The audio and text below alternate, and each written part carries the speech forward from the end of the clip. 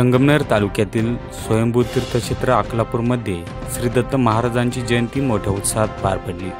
मंगळवार दिनांक 26/12/2023 रोजी पहाटे 5 वाजल्यापासून रात्री 11 वाजेपर्यंत विविध कार्यक्रमांचे नियोजन करण्यात आले होते। यामध्ये अभिषेक, ध्वजारोहण, होमहवन, दीपप्रज्वलन, भजन, महाआरती, महाप्रसाद, भव्य पालखी व दिंडी सोहळा, पालखी पूजन, जन्मोत्सव या कार्यक्रमाचे नियोजन करण्यात आले होते।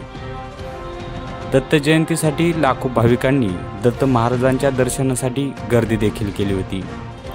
कानोसा न्यूजसाठी धनंजय कापसे, अकलापूर।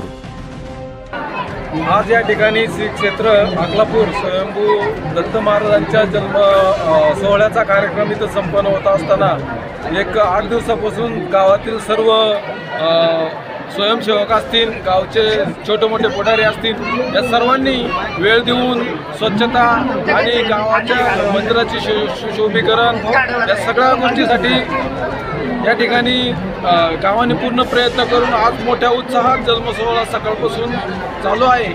सकाळी आरती 12ची एक आरती आणि सायंकाळी 6 वाजता देवजन्माचा कार्यक्रम। महाराष्ट्राच्या कानाकोपऱ्यातून दत्तभक्त या ठिकाणी येतात आणि दिवसभर महाप्रसाद चालू असतो। त्या महाप्रसादाचाही लाभ घेतात। सर्वांना देवजन्माच्या दत्त जयंतीच्या शुभेच्छा। धन्यवाद।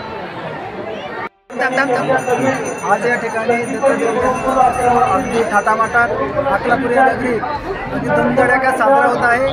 आज सकाळी अभिषेकाच्या सुरुवातीनंतर पूर्ण दिवसभर आरती, आज संध्याकाळचा देवजन्म अतिशय मोठ्या लोकसंख्येत महाराष्ट्रातून अनेक ठिकाणावरून या ठिकाणी भाविक भक्त या ठिकाणी जमा होऊन हा उत्सव अगदी द्विगुणित करण्यासाठी सगळे भाविक एकत्र येऊन हा उत्सव साजरा करत आहेत। त्याचबरोबर या कार्यक्रमाच्या निमित्तानं उद्या 2 दिवस सुद्धा बैलगाड्याच्या भव्य शर्यती या ठिकाणी अकलापूरमध्ये आयोजित केलेलं आहे। या सगळ्या कार्यक्रमाचा दत्तभक्त मोठ्या उत्साहाने आनंद घेत आहे। सगळ्यांना या देवजन्माच्या शुभेच्छा।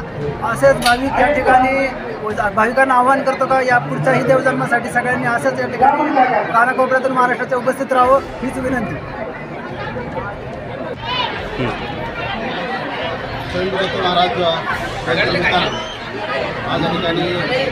सर्व भाविकांचं प्रथमतः श्री क्षेत्र अकलापूरच्या वतीनं सर्वात स्वागत। आज